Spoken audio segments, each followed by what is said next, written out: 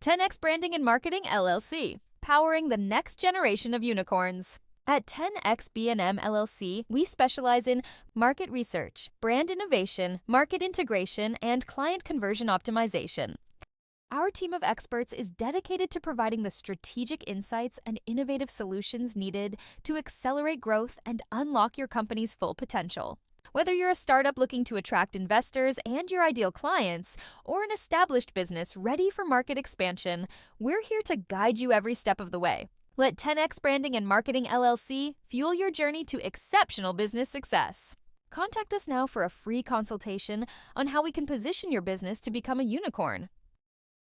In the event that you're watching this program for the first time and you're asking yourself, what is the significance of habits and money? What we have learned is that you rise and fall based on habits. And part of the vision of this program is to introduce you to exceptional talent that have mastered habits that has catapulted them to success. So you can listen, you can learn, you can apply, and you can master some of those same techniques in your life. So whether you're in business or you're the average person who wants to achieve greatness, this platform is specially designed for you. Now, today I have an exceptional talent in studio, and her name is Suzanna Manon. And she comes with a rich background, over 14 years in communication. She has a rich history in sales and marketing, and she's the brain behind her own operation, her business, which is titled Hearts Alive Yoga and Retreat. Without any delay, I want you to join me in giving a warm welcome to Suzanna. Suzanna, how are you?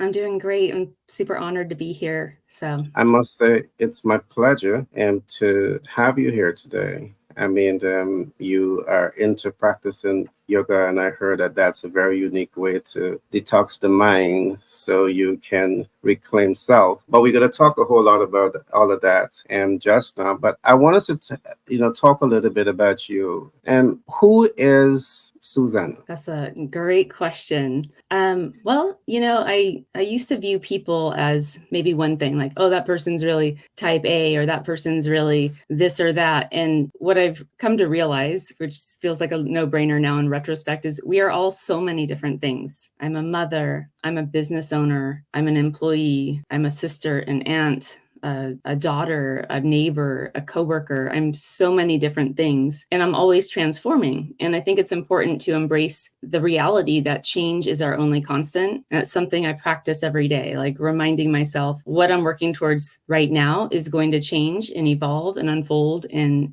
keep moving and changing as circumstances in my life shift and different needs come to the fore. So, but yeah, I'm a business owner. I have, as you mentioned, Hearts Alive at Yoga and Retreats. I also offer somatic coaching through Hearts Alive. I'm resident of the San Francisco Bay Area, and I work in sustainability for a nonprofit as well as I build my business. And married, have a school-age child, and I'm a hardcore, dedicated, lifelong learner. Like, there's no end. And the more I learn, the more I realize how much I don't know. So yeah, and my values, I would say, include connection, freedom, flexibility, love, and creative expression. Those are my top values. I don't know if that gives you a little bit of an insight into who I am, but that's my answer. Well, I love your answer, and I think it coincided with what you're saying, and we all are a representation of multiple things. We have, multiple strengths. So I think that's a very unique description of who you are. Susanna, you have a bachelor's degree, a BA in digital imaging and graphic design. What inspired you to pursue study in this area? It was digital imaging and graphic design when I graduated college in early 2000s was, relatively speaking, kind of a cutting edge degree at the time.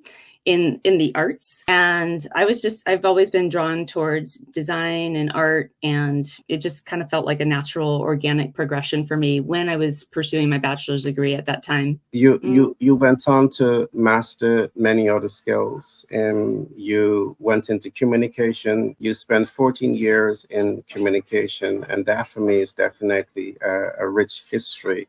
Can we talk a little bit about what was your experience like in working in the field of communication that I believe is vital for business and it's vital for life? Is it okay if I combine marketing and communications? Go right ahead. Okay. Well, I mean, communications is such a huge term that encompasses so much. Like communications and marketing, for example, is how we get our message out to the world, whether it's, depending on what mix you're talking about, or, social media, reports, case studies, handouts, email campaigns, SMS message, SMS, signage, direct mail inserts. If you have a product that you're sending to someone, there's so many opportunities to communicate and reaffirm your branding and your messaging and your values as a business, whether it's a product or service again. And so I love, and I'm somebody that gets bored easily. And I love when there's this sense of infinite opportunity to expand and test and improve and evolve as a communicator, as a marketer. And also you have to look at the target audience that you're thinking of, that's so variable and infinite as well. And there's going to be different messaging that lands with different constituents, different stakeholders, different audiences, purchasers, etc. I love how you combine communication and marketing.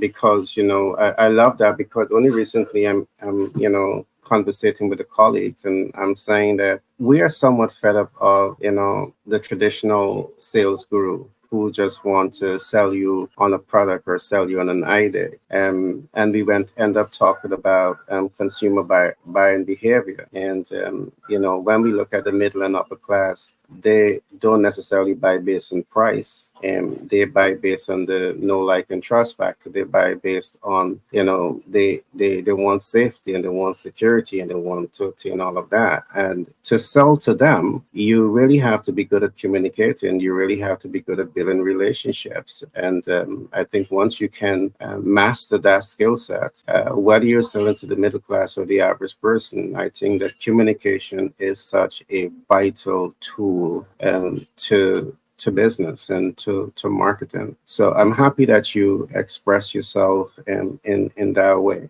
You also have some experience in sales. And what was that experience like for you? Most people say that sales is not the easiest thing to do, but I think you might relate to it differently because you talk a lot about knowing your ideal client. And I think that the more you know your ideal client, the more you understand their pain points, the more you understand their pain point, the better you're able to align and position your value offer to their needs, which significantly increases your chances of making that sale. For you, what was your experience like in sales? So my first sales role, which I describe as happening in another lifetime, just earlier in my life, I worked high-end retail sales, relatively high-end retail sales. In my mid-20s, I ended up selling BMW and Triumph motorcycles, luxury motorcycles, through a dealership. So that was like high retail sales. Anybody could swing the door open, come in there. And in that role, it was really incredibly important for me to understand the technical aspects of the product, absolutely, and understand what the competition was. All these other brands with bikes, motorcycles and motorbikes in these specific categories, is important for me to know what the competition was, understand where the different dealerships were located, that geographic competition. But more than knowing the technical information, it was about using having good people skills, like greeting people, employing those deep listening skills, understanding what they're looking for, what their needs are, and then and understanding where they're at in the buying process, and leveraging some of that intuition. And I think you disappeared. Are you there? Okay, you're there. Okay. Leveraging some of that intuition to those soft skills, like, again, listening, understanding where they're coming from, where they're at in the process, and trying to guide them towards the right product that's going to deliver their needs. And motorcycles, especially that category motorcycle, people don't generally buy them to just save money on commuting. It's because it's a lifestyle, right? It taps into their deep passions. When they are shopping for a BMW or Triumph motorcycle, it's because it's part of their identity. And so factoring all of that, and then of course using sales skills like collecting information if you can't make a sale on the same day, and then employing good follow-up skills, and then trying to close the deal, basically. And then fast forward to, I entered the wine industry after the motorcycle industry, and most of my entire roles in the wine industry have been marketing based. But yes, of course, I've been, in attendance at wine tasting events, being the representative of the product, and then similar thing, right? Delivering information, knowledge sharing, understanding where the customer's coming from, what their needs are, making sure to get their information, and then following up. What else can I share about sales there? Direct to consumer. So part of my wine marketing experience falls on, there was a 6-year period where my focus in marketing was heavily focused on direct to consumer marketing on behalf of the wine club, which you could think of as like a subscription or a loyalty program. And at every point in my marketing role, we had to be sales minded, whether it was associated with watching the abandoned cart, checking the abandoned shopping cart online, which we could run reports and see, this person, they have the items in their cart, but they didn't finish the sale. So we had a process and a strategy to follow up with those people. Hey, did you forget this? Can we help you finish the purchase? That sort of thing. And always keeping in mind opportunities to solicit new club members to get them into the subscription. Brilliant. Now, I want us to talk a little bit about the fact that you're also a business owner. So you've taken all of this knowledge and experience in sales and in marketing, and you have now developed your own business. You have been in business now, I think, for over 2 years. And the name of your business is a pretty interesting name. You are the brain behind Hearts Alive, yoga and retreats.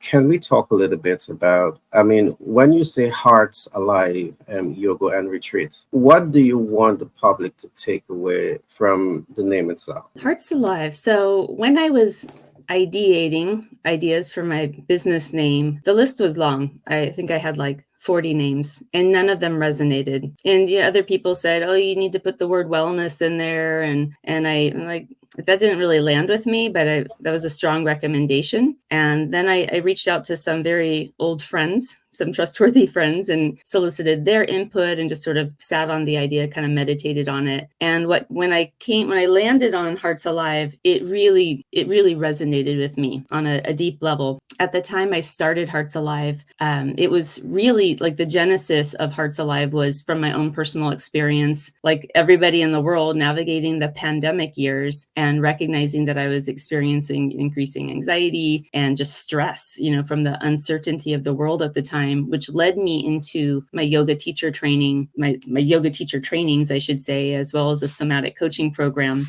And so for me, landing on that Hearts Alive title meant my heart is alive when I am bringing people together for authentic connection. And that really, I'm so grateful for coming up with this business name, because it's proven over and over again since I developed it, since I landed on it, that it aligns with my business's mission and purpose, and what I hope, what my intention is as the founder of Hearts Alive, for my customers to experience, whether they're in a retreat with me facilitating, or they're sitting in my women's circle, or they're coming to my Hatha yoga class, where together it's all about becoming grounded and centered and connecting to yourself, getting out of your busy mind, getting back in your body, and in this mindful place of making wise decisions and feeling a moment of life, living in the present, not constantly obsessed with what's happening next or reflecting on what didn't go right in the past. Pitch Deck 101 LLC out of New York.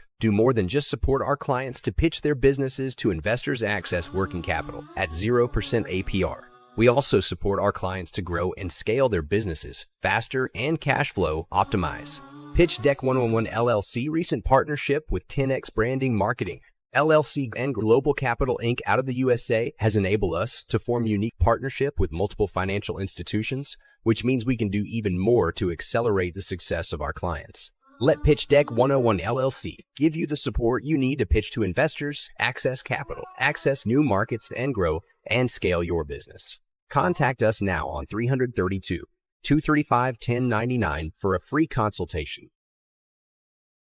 There are a lot of studies out there today about the positive impact of practicing meditation and practicing yoga. You mentioned slowing the mind, but what are some of the other key benefits that the public can expect, coming to your Hatha Yoga programs, along with slowing the mind and clearing the mind, getting clarity? Walk us through of what are some of those benefits that the public can get by coming to your program. Coming beyond slowing the mind. Yeah. Experiencing a sense of connection in community. Currently, my offerings are in person, and I get a great sense that people are craving that in person, craving a sense of belonging, craving a sense of connection, authentic connection, not the superficial connection that a lot of us engage in day to day with coworkers, teammates, whatever, people in community. People, like when we go out to the stores or whatever, they can expect a sense of community, belonging, connection. Yes, quieting their mind. Yes, feeling more grounded and in the present moment, less tense. So they're reducing their tension. They're getting a break from the grind of daily life. And don't even get me started on that. And their circulation is improved. Their lung capacity is enhanced. What else can I tell you? They're just their energy, like their prana, whatever your term is for it, it's flowing. All of that. And they're feeling more balanced. Brilliant. I love that you use the term connection, but I want you to help me and help the audience to understand, and when you say connection, what exactly do you have in mind? But let me share this with you just before you respond. One of the things that I have learned is that most of us, we are not truly connected with ourselves. Why? Because we do not know self. And there's not much teaching that really help people to understand who they are at the core. They don't understand their true essence. So when I hear the term connection and connecting, I'm thinking that this meditation really helps you to connect with the spiritual you, to connect with the inner beauty, to connect with your substance. But you're the expert here. When you say connection and connecting, is it an internal connection or is it an external connection? I almost never write connect with others without mentioning deepening connection with yourself. And I happen to be wired in such a way where I'm low grade obsessed with personal development, understanding the self, understanding myself, my values, what my needs are on all the levels. And so you hit the nail on the head about connection with self, remembering who you are, remembering what your needs are. And we live in a world where so often we are just it's all output energy, serving other people as employees, business owners, parents, supporting our parents, supporting our children, all the things. And so it's so easy to forget yourself, to lose sight of you as a sovereign being. So yes, connection within yourself, and then there's this element of connecting with other people and feeling part of feeling like you're an integrated part of the community of people around you or in your field, for example, because you can connect with people online, like we're connecting right now, and we're not in the same place. Definitely. That is what I love about your program, because I do believe the ability to connect with yourself and finding that pathway, that roadmap, that step-by-step approach to connect with yourself, I do believe is something that your program looks at. I'm saying this also against the backdrop that I believe that when one is able to truly connect with self, I think that's where the magic begins to take place in your life, because you begin to recognize that you're not defined by the past, you're not defined by the present, and but you're defined by the awareness of the rich potential that you have within to affect greatness in and around you, to affect greatness in life. And that's what I so love about what you're doing. But in your experience as a professional in this field, how have you seen these training touching and transforming people's life? Have you worked it long enough to experience persons who might have been withdrawn and shy, and by using this method, and they have evolved into, from the caterpillar into the butterfly? I love that analogy. Yeah, actually, I mean, on a very small scale, like I teach yoga tonight, right? I go to class, I go to teach, and I create this space. It's warm, welcoming. I always, I pretty much know everyone's name. And if I don't know their name from memory, I see them on the registration and I just know. And so I create this warm space. It's welcoming, and people walk in from all different experiences in their day. Maybe they had a just rotten day at work, or they're stressed about 10 things going on in their life. And they walk in and I see them constricted physiologically, right? Maybe sometimes people are really kind of just closed down. And then we move through the 75-minute class, which ends in what's called Shavasana, like the final resting pose, where they just kind of rest, on the ground in one of a few different poses. And they're there for 10 or 12 minutes. And then when I pull them out of it, it's like they are totally refreshed. So that's a small example, but a bigger example I can of transformation, so to speak, right? Like that's just like maybe the caterpillar built the cocoon, but the caterpillar is like transformed in the cocoon and is emerging as a butterfly.